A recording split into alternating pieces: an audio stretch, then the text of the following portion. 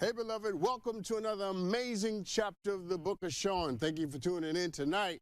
I have a great show for you, and I often have a great show for you, but this is going to be a great show. Here's what I know for sure. I have lived long enough to know some things. I'm not an old man, but I'm not no kid. You know what I'm saying? Here's what I know for sure. I know the truth will set you free. Come on. I know that for sure. And I know that the point of life is freedom. There's some things that I know for sure. I know that anything you love can be saved, and only what you love can be raised from the dead. I know that.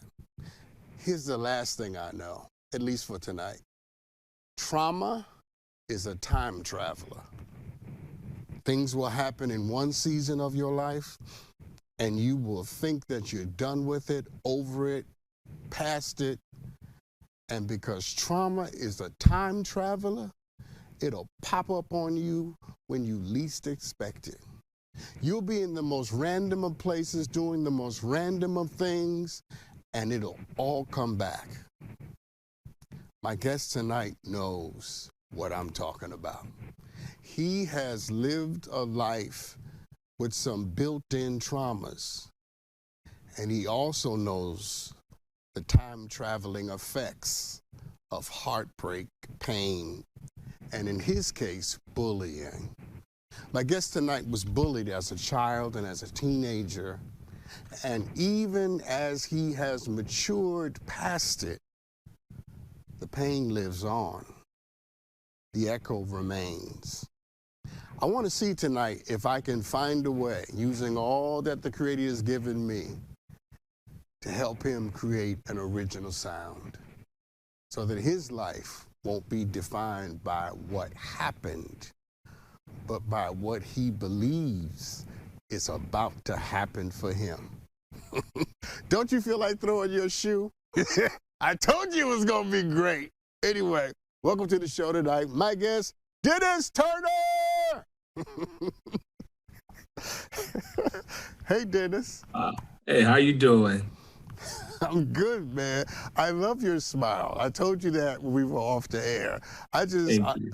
I love to see black men smiling. I think it's amazing. Awesome. Well, I'm happy to be here, and thank you so much. I appreciate that. It's my pleasure. And so we have a lot of ground to cover because your story is an important one that I think a lot of people can relate to. And so I wanna begin sort of at the beginning. And I want to ask you this. You were bullied as a child and as a teenager, but tell me how it started. Oh, it started when I was at about third grade. I was about 8 years of age, and we had some bullies in the class that were they were a little bit older than us. I think I'm about 8 years of age in the third grade. So I want to say they were about 12, 11, 12. There was a number of them. And we had a teacher that would walk out the classroom and, give an assignment and she would step out, but it would seem like she would be gone for ages. Hmm. That's when, you know, it started. And so it was not just me, it was the entire class. Mm. And truthfully, I can't remember learning much in that third grade at all while that was going. Mm. Yeah, hold on, Dennis. Even as you talk about it, I can see your face reliving it. Your eyes, your entire physical disposition changed when you start. What's happening? What's coming up as you talk about this? And details, Mm. things that they did and the things that they said. Would you mind sharing some of those details? One particular time, they sometimes would pick random kids to pick on, and I guess this was my day. And so they came to my desk, um, pushed me, told me that I need to get up, do something, like fight back, I guess. And I'm like, no. And so they started hitting and punching. So I basically, in order to, I was 8, I came up with this idea that if I just fall out in the floor and act like I was having a seizure, maybe Mm. they'll leave me alone. And that particular day it was me. And so it actually worked. They did stop because I want to say they were looking like, oh man, is something really happening to him? Let's Mm. pull back. And so, but that was an incident, me personally. And, I was I'm the youngest of 12. And I know a lot of people may say, well, why you tell your siblings? But you got to remember I was 8, Mm-hmm. 8 years of age. And so I was thinking, if I tell my sibling, maybe they show up, maybe they, beat him up or do something, but are they going to be here in my class every day? So what happens when I have to go back to class? And so I was bashful and I just withdrew in my shell and I never really said anything. Mm. Um, and I used to try to skip school. I tell my mom I was sick, ill when I really wasn't, until I got found out. And so she was sending me to school, and I still didn't share. Um, so went on for a whole year, and I was excited that Tell me the why next. you think you didn't tell anybody. And don't answer right away. Analyze your 8, 9, 10-year-old self. So look back at yourself from all the powers you have now and tell me why you think you held this in confidence and in secret. Fear, Mm. fear. The Of fear what? was Of what? uh, being harmed. Mm. Um, sometimes the things that they would say while they were hitting you or the threats, they were they were vile. They were new to me. I'm a little kid. I never heard of stuff like this. What you're gonna do to me, and I'm like, and you know, they knew a lot of us had older siblings. They would say it. Your Mm. sibling come, that's all right, but I'm gonna catch you. I'll catch you when they're not around. When they're not around, and so you're afraid. You're terrified, and Yeah. so feel like you're defenseless. Yeah. Yeah. Yeah. And when you said defenseless, your face changed again. What was that? Um, for me, I just wasn't a fighter. Um, when I was young, I was the youngest, and you know, I was a cheerful kid. Mm. My mom was a different lady when I was born. Versus the older sibling, she was more into, she was more into church. She was a Christian lady, and so that's why she was raising me. And so, um, you know, my older siblings, they would get with it a little quicker, way quicker than me. And so, I think about that moment. I'm like, this little boy, he just maybe he didn't believe that he could defend himself. Mm. Mm. Which is something you and I are going to come back to. But before we go there, tell me when you knew that this was going to be an ongoing situation. And I don't just mean when you were in the 3rd grade, because if I got the story right, you were also bullied in high school, right? Yes, well, it was a moment in high school where I was um, part of had some friends. We were all athletes. A couple of them played basketball. One played no, a couple of them played football. Um, I was the one that they played basketball. Mm-hmm. And one particular um, time, one of the guys that I was hanging around, um, friend of mine, he got into it with some guys from the neighborhood, and so they started to threat, make threats, and tell him what they were going to do to him, and And then they just grouped us all in, like you and your friends. And I'm standing there like, I didn't do anything, you know. Mm. By this time, I am a teenager. And, you know, all I could think of is what happened to me when I was in third grade. And for some reason, I got in my mind that, I'm not going to let this go down like this again. So I did something that was pretty drastic. And when I showed up to school the next day, I kind of told one of my sisters I had something special. I kind of lied, and she let me drive a car, but I actually had gotten a gun from my nephew, and I had it in the car. So the guys were gonna make good on their promise.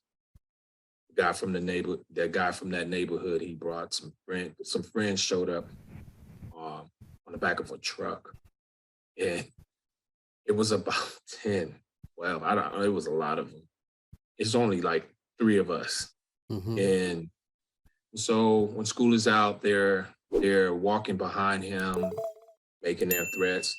When the guys showed up, they started. So I ran to the car, retrieved the weapon, put it in my jacket. And I let my friend know, don't worry, got your back. We covered. When I showed him what I had, it's like all of a sudden he became very emboldened, I should say. And, so the guys were making their way towards us. He turned and yelled, at me, give me the guns, give me the gun, I'm gonna shoot him. And so there's a lot of people around at this time. I looked up, I'm looking at teachers running over, officers. So Okay, wait. I need you to cut across this field. Did you end up using the gun? Did you end up getting caught with the gun? No, I didn't use the gun. No. Okay. Did you get caught with it? No. Okay, so the gun. Hold on, the gun turned out to be a non-factor. Right. Okay. It was. It's the decision to arm myself at that age. Yes, yeah, and hold on, because as soon as you mentioned your friend's response to knowing that you had the gun, my first thought was gun courage is never real courage. It's never real courage. No. Which we're going to talk about a little later as well. But I want to ask you this before I take this break. Did you ever tell anybody how you were feeling, what happened to you, and how long it took place in your childhood when you were a kid? No. So you kept all of that in yourself?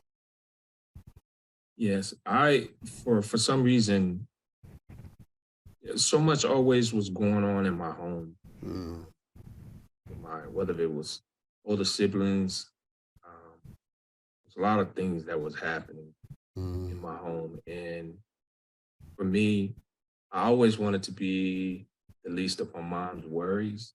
So I wouldn't burden her with what was happening with me because I saw her dealing with everybody else, right? Everybody else. But let me ask you this. This is an important question. And I think I know what the answer is already, but I'm going to ask it anyway. Did anybody ever stand up for you? Not at that moment. Not at that moment. It was, I guess I had one of my brothers stepped in for me when I was in the 9th grade. We were still it was pretty much the same town at that time. And we had a kid my brother's about 5 years older than me, and he was with my brother class. Okay. He was still there when I got there, so that he was older. And he made a threat, and the teacher kept him away from me that particular day. But when I got home, I mentioned it to my brother. And he eventually stood Oh, up he and showed came to up. your defense. Oh yeah, he showed up to the school. Hold on one second, because I'm hearing patterns. I'm hearing things that are reoccurring. I'm hearing chaos. I'm hearing complexity. I'm hearing threat. I'm hearing violence, and it's all helping me understand how you were able to be triggered in your adult life because of the pattern that sort of created the sensibility. Here's my last question. Give me a short answer on this because I got to take a break. But I want to ask it now. Do you have any idea as to why you didn't stand up for yourself more? Um,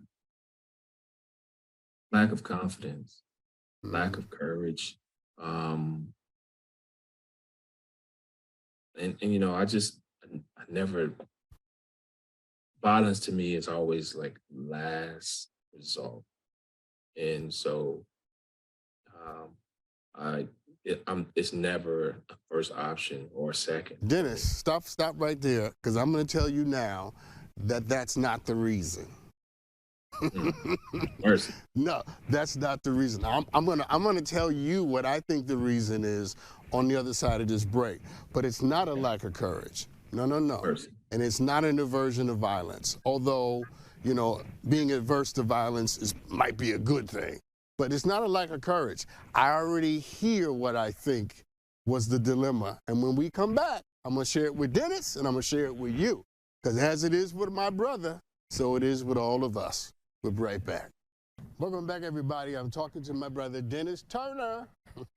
Dennis, I don't know why I like saying your name, but anyway. Before we took a break, I asked you to think about why you did not feel empowered, or whatever the words might be, to stand up for yourself more. And the answer you gave were actually good answers, right? You contemplated a lack of courage, and you contemplated an aversion to violence. You may have said one other thing that I don't remember, but those are the two main things. And I said to you, no. Because what I am hearing and sensing and feeling is not a lack of courage, but a lack of value. Now your whole face just changed. Tell me what happens when I say that. It makes sense. When you One thing I've learned is when you grow up poor and lack a lot, even basic necessities in life, it does something to an individual. But Dennis, hold on. And I'm not trying to be rude. When I cut you off, I'm doing respectfully and with all good intention, because I don't want to go down the poverty road, because you've already said something more powerful than poverty.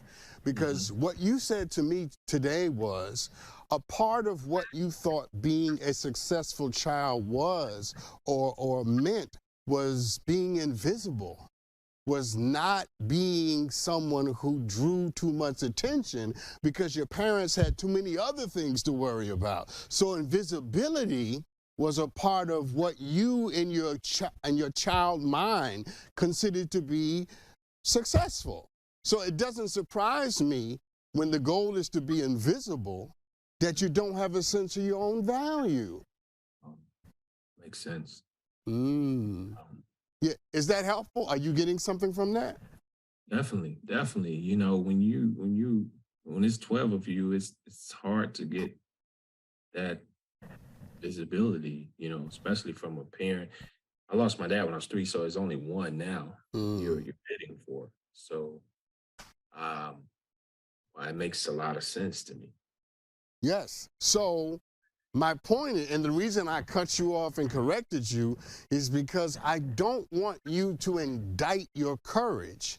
I don't want you to indict your valor or your bravery, right? This ain't about that. This ain't about being brave or courageous, or having valor, being a Spartan man or, you know, a Zulu warrior. You know, no. It's not I don't know why I just did that. But it has nothing to do with any of that. What it has to do with is when you have come up a certain way and you've embraced a certain set of values and goals, they turn you or me, they turn us into something. And home, what you had to survive and deal with and sort of manage to make it at home, turns you into the kind of person who would accept, acquiesce, and create strategies of survival at school. You follow me? Because the moment you said that one of your strategies was to fall out and fake a, what is it, a seizure? Yes. I immediately thought, okay, in his third grade mind, he came up with a strategy for survival. Mm-hmm. And I immediately thought, you didn't learn that in school. No. Tell me where you learned it. I definitely learned that at home. Mm-hmm. Definitely learned that at home, how to make, as the old saying would say, make $1 out of 15 cents. Mm-hmm. I saw it with my mom. Yeah. Yeah. Now, when you say that, I see you fighting emotion. And on this show, we don't do that, okay? We don't fight emotion, because that's the way to freedom. Because I'm sure all of this is affecting your life now, your relationships now, right? I heard that you got triggered in your adult life. Can you talk about that? Yes. Mm-hmm. So I was a teacher, particular middle school, and one of my students approached me to let me know what was happening with some bullying that was happening online. Mm-hmm. And so I asked around and got more questions about it, tried to ask around and find out, and found out that not only were they doing this to all the students, taking photographs of them unbeknownst to the person and posting them online with captions on sites that they had created, but they started to do this with teachers as well.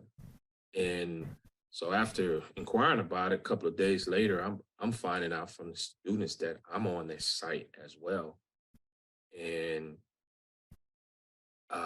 so I go to administration, and they do absolutely nothing about this, nothing.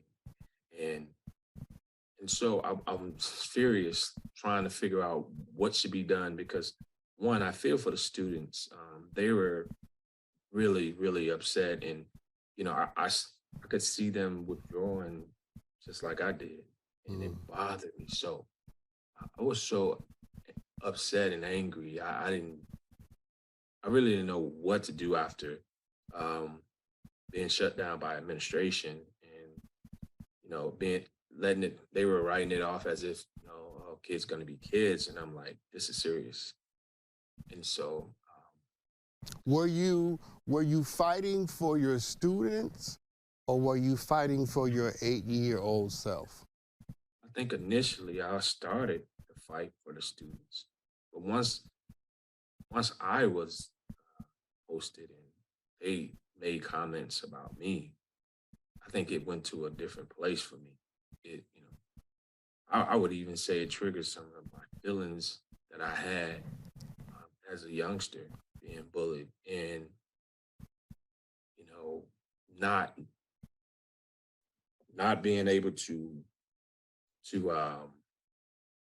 respond, maybe in a manner that I would probably wanted to, but I felt like my hands were tied. And the only I guess my saving grace to me was I started writing. That's when I ended up writing a song to just have an outlet. Yeah, listen, whatever it takes to help us mitigate and manage the moment.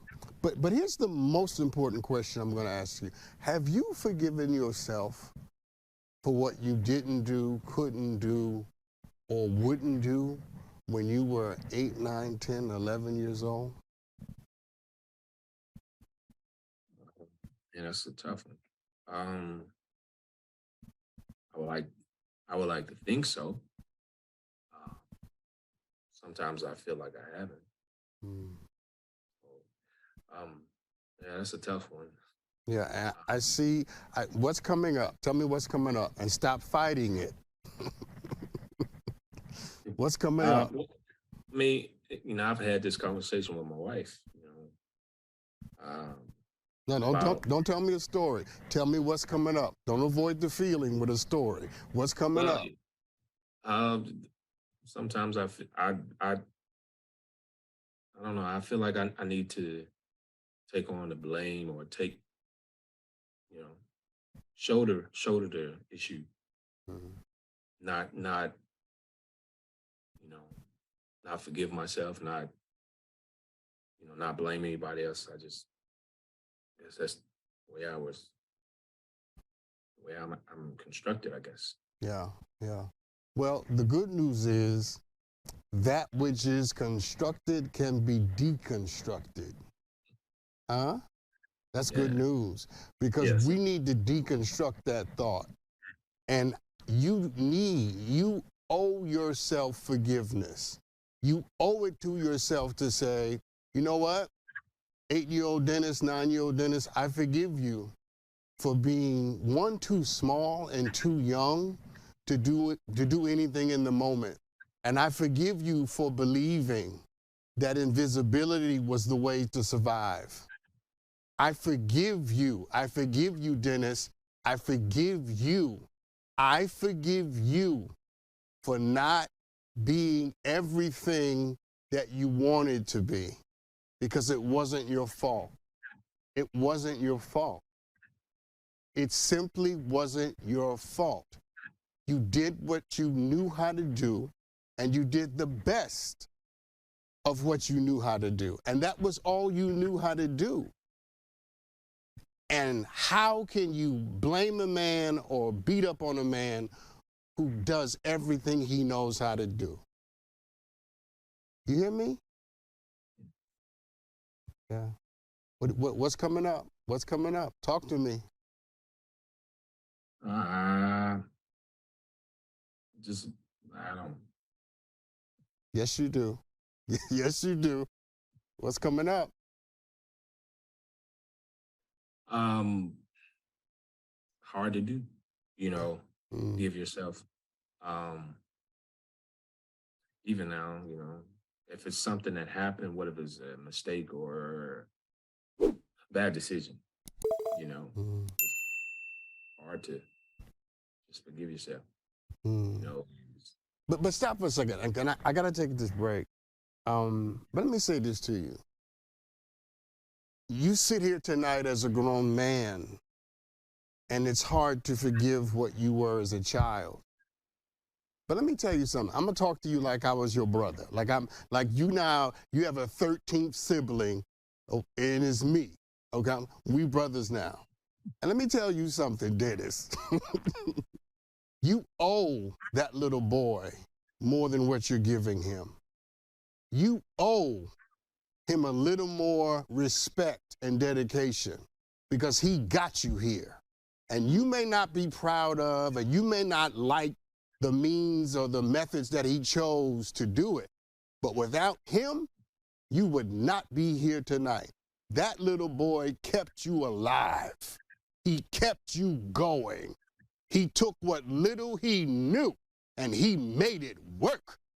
And you owe him more respect. You hear me? yes. Yeah.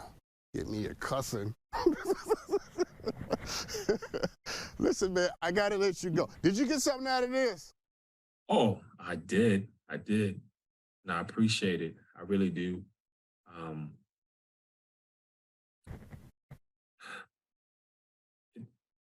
the I guess the for me is identifying the feelings, what was really happening.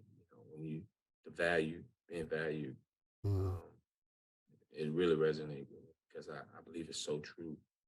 And then you know being honest with myself mm, and stepping up and then forgiving myself.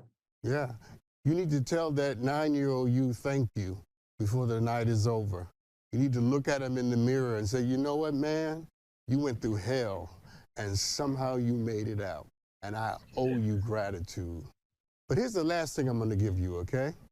The value issue is the most important issue going forward. Because as long as you know how great and how strong and how powerful you are, very few things in the future will be able to trigger you. You follow me? It's about value. Know who you are, remember who you are, and know your worth. Yeah, we're going to leave it there. Dennis, thank you for coming on. Hey, man, thanks for having me. I appreciate you, Dr. Sean. I like anybody in North Carolina. I'll see you soon. Listen, everybody, I got some great aha moments from that conversation. I'm going to share them with you when we come back. Dennis is a good dude, but little Dennis, he's actually amazing too. We'll be right back. Welcome back, everybody. A lot of aha moments from that. Play the bumper, Hailey.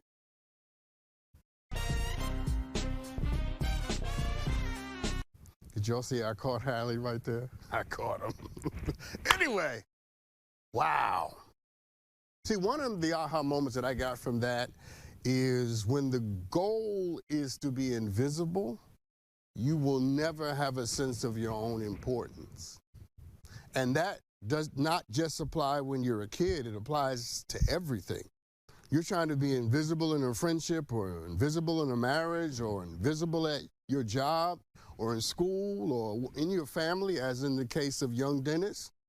You'll never have a sense of your importance or your own value or significance. So how can you stand up for something you don't think or ever was taught to believe should be defended or stood up for? You follow what I'm saying? You can't be surprised when you don't defend yourself, when you don't have a sense of yourself. See, that's why the most important thing that we can do is come to terms with who we are and to know ourselves. Stop trying to know what's going on with Deion Sanders or whoever, Kyrie or whoever, Beyonce, whoever, and master yourself. Plato said, for a man to master himself is the greatest and the noblest of all victories, and he was absolutely right. Come to terms with who you are, because that's the road that leads to freedom. Okay?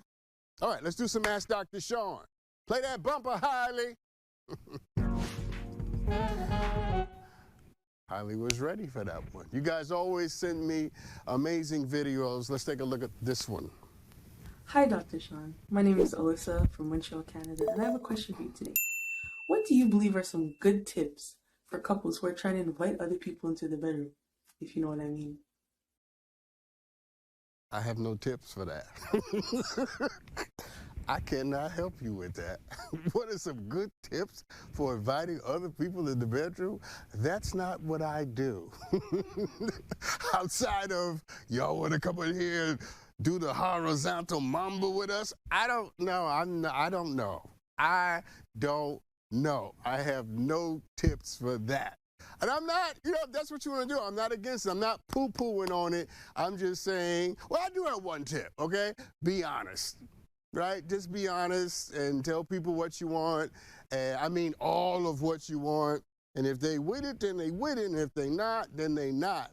But other than that, I don't know any sort of secret way or magical way to get people to want to do threesomes and foursomes and whatever number y'all come up with.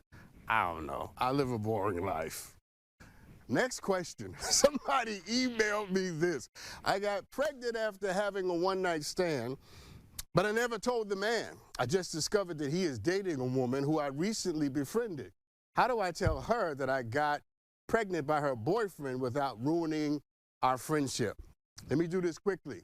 You can't have your cake or eat it too. You're going to have to choose one or the other. Maintaining the friendship should not be the most important thing that you're after. The truth should be the most important thing. So if you got to choose between the truth and keeping a friend, choose the truth. Because first of all, you should have told that man that you were pregnant and having his baby.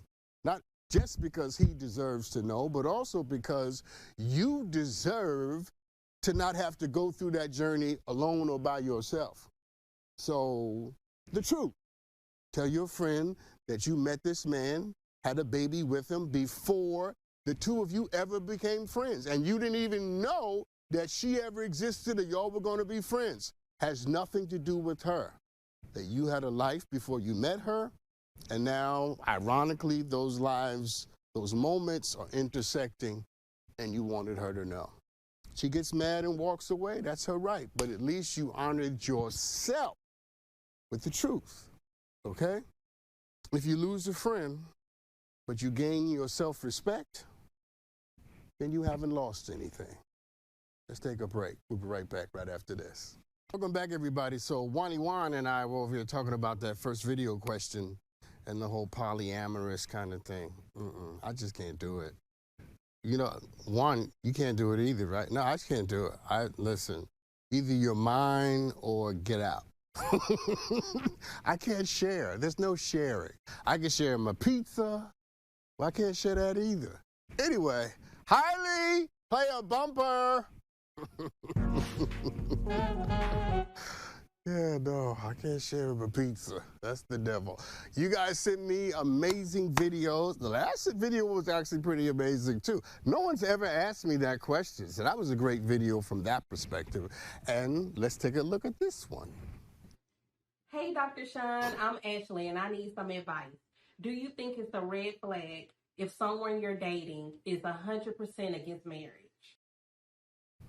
If you want to be married, yes. So if I was dating someone and they were 100% against being married, it works fine with me because I don't want to be married. So I think this is great. You are perfect for me. But if you want to be married, and that's a value that you hold, it's a problem because you should not have to convince someone to want to make that kind of commitment or decision with respect to you. And if you have to convince someone to want to be married, then if they inevitably say yes, you will always know that you had to convince them, that the decision didn't germinate or originate or emanate from them. It was something you had to pry and pull and beg and scream and scratch and coerce out of them. And I don't care what anybody says, I'm telling you, nobody wants to know that they had to coerce someone into loving them. Okay? Because you can tell the end from the beginning. If I had to convince you to be here, I'm probably going to have to convince you to stay. So if you're dating someone who doesn't want to be married and you want to be married, then understand what the relationship is. This might not be your forever situation, but it might be good right now. So let it be what it is. If you're having a good time and you guys are compatible and you're doing your thing and it feels great, enjoy it. Enjoy it. Now, unless you feel some moral pressure to get married sooner rather than later, which I don't agree with, by the way, then, you might make another decision. But here's what I say. Let it be what it is and enjoy it as it is, and you might discover that the person you're dating might have a change of heart and mind, but it will be their change, their transformation, something that they want to do. So, good luck with that. And there's nothing wrong, by the way, with wanting to be married, in as much as there's nothing wrong with not wanting to be married. The little thing called freedom. And you get to live it and express it the way you want to, okay? So does the person you're dating.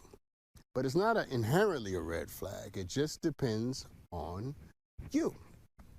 All right. Someone DM'd me this question. My husband gained 20 pounds during the quarantine, and he loves his new body. I am not a fan of his new look and refuse to have sex with him until he loses weight. Is this the wrong way to motivate him to get him back in shape And am I just pushing him away? It's absolutely the wrong way, and you are absolutely going to push him away. And let me but add, and you are absolutely shallow. Inasmuch as a guy who wouldn't give the D to a woman if she gained 20 pounds, you are no different. This is absolutely shallow, because your marriage ought to be based on something other than how the other person looks. And if it's just built on physical attraction, you know, the splendor of your pulpitudinous wonder, physical wonder, then you don't have much of a marriage. At some point, the attraction has to be about something other than physical beauty, because your body's going to change. If not because of the quarantine, it'll be because of age, having babies, whatever it is. And let me tell you a little secret, and I'm only telling you this because I care about you. It's going to be a lot easier for him to lose 20 pounds than it will be for him to forget how you treated him when he gained 20 pounds. He can lose that 20 pounds, but he's not going to forget how you metastasized into the worst version of yourself and became something shallow and petty and superficial and reduced him down to pounds. Not affection, not generosity, not compassion, not intelligence, not wisdom, not spirit, not heart, but pounds. What's wrong with you? I understand that we are attracted to who we are attracted to or what we're attracted to, and some things turn us on more than others. I get it. But the way you motivate somebody to change their lives is to motivate them, not by punishing them and giving them ultimatums, and in this case, denying sex. Because let me tell you something. You want a recipe for cheating? This is it. You want a surefire formula for a man to create all the conditions he needs to justify cheating? This is it. You deny a man sex regularly over and over again, he's going to get it somewhere. And it doesn't make what he may or may not do right, but it does make it understandable, and it does make it completely avoidable. Instead of not giving him sex and trying to use that as motivation, why don't the two of you go on a journey together where you affirm, where you celebrate, where you remind, where you encourage and inspire him to reach back to his best and greater self? Why don't you put it in the form of a challenge, right? You know, every week you lose whatever it is, and mama gonna take care of you. I mean, there are just better ways to do this than to make someone feel bad. And you told me in your question, he don't feel bad about his body, which is actually a healthy thing. So instead of you trying to make him feel bad, why not convince him to reach for more? But to do that, you gotta be more. Anyway, let's take a break. We come back, we're gonna do some Here's What Doesn't Make Sense. A lot of crazy in the world, and I came to talk about it right after this. So, we like to do a little something called Here's What Doesn't Make Sense. Crazy things going on around the world. Play the bumper, Hailey.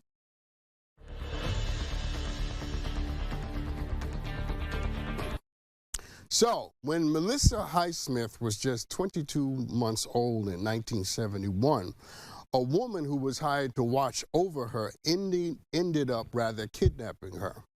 And for 51 years, Melissa was raised to believe that her name was actually Melanie, and she lived in Fort Worth, Texas, never knowing that she was missing. There are a lot of people I know who don't know that they're missing in some way. But anyway, back to Melissa. She had no idea that her biological family was searching for her until one day, one of them reached out to her on Facebook.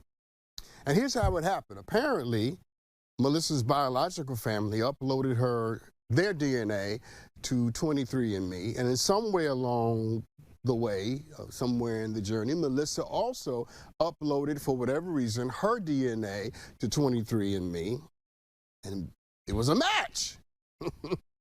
They found the daughter that they lost in 1971, and they reached out to her, found out who she might be, and there you see them meeting for the first time, meeting and reunited with her mother and her father, because she who was lost is now found, and she who was dead is very much alive again. And I know there are a lot of you waiting on something and wanting something and wishing that you had something. And I know sometimes we get lost in the misery of the wait and the despair of time. And sometimes what we want seems so far away. But the reality and the truth is that just as oysters are still suffering pearls and coal is being pressed into diamonds, the reality is that what you want may not be as far away as you think it is. You see, sometimes the hardest thing in the world to do is to believe in something when you don't have any evidence or reason to keep believing. Sometimes the most difficult thing you can ever do is hold on to just basic Dionysian faith. Like Aretha Franklin said, rock steady, baby. Sometimes you got to sit there and just rock steady and tell hell and evil and white supremacy and everything else, I'm going to have what I'm going to have because it's already mine. I'm supposed to be telling you about something that doesn't make sense. Here's the part that doesn't make sense. Giving up doesn't make sense. Turning around, going back, throwing in the towel, it doesn't make sense. And you know how I know? Because Melissa Highsmith found her family 51 years later. And I wonder what you might find if you keep going. All right, let's do one more before we got to get out of here. Lady Susan Hussey. Am I saying her last name right? Nicole, tell me if I'm saying her last name right. I think it's Hussey. Prince William's godmother is named Lady Susan Hussey. I really hope that's how you say her name. Anyway, and she was forced to quit her job recently in the royal household because she made racist comments to a black guest. The guest is named Ngozi Fulani. She's the CEO of a group called Sister Space, which specializes in providing services for women of African and Caribbean descent who've experienced violence. And little did she know that she was about to experience a microaggression at the royal palace. Ms. Fulani says that Lady Hussey started peppering her with questions about her racial origins and would not acknowledge the fact that Ms. Fulani told her that she was born in Britain. After telling this white woman, and I don't use the term pejoratively, just descriptive, after telling Lady Hussey that she was born in Britain, Lady Hussey went on to insist that she give her genuine, real origins, as if any of the information pertaining to where Ms. Fulani was originally from was any of this white woman's business. Ms. Fulani was born in Britain. And this is a ridiculous reminder of how you can be born in a country and still people in that country don't consider you to be a citizen of the country you were born in. But people have the right to tell you as much of their story as they want you to know. Nobody owes anybody a confession about their lives. And if I choose to invite you into my story, then welcome in. And if I don't, then go away. But secondly, and finally, let me say this before we go off the air. Lady Hussey wanted to know what was Mrs. Fulani's origin. And the truth of the matter is, we all come from Africa. She wanted to know what country Ms. Fulani originated from, but all human beings come from Africa. Africa is the cradle of civilization. And while not every human being is an African, humanity began its journey on the planet in Africa. So, you know, It's a goofy question to ask. And how about we simply just start thanking Mother Africa for producing us and stop asking people stupid questions about where they come from? And how about, lastly, we accept the answers that we are given, since it's not our story and it's not our journey. And nobody owes you an explanation about who they are. Shout out to Miss Fulani for not telling Lady Hussey a damn thing. Anyway, amazing show tonight, right? Dennis was a great guest, and I wish him well, and I wish him power, but I wish him forgiveness, not for the man that he is, but for the boy that he was.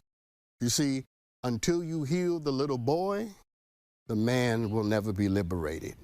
That's how that works. I wish all of you freedom tonight. I'll see you later on in the week. We got some more show to do. More Book of Sean, people, all right? I'm excited about this week. This is how you start a week. You hear me? All right, you ready? Y'all be good to each other. Be kind, be loving, and I love you. And there's nothing you can do about it.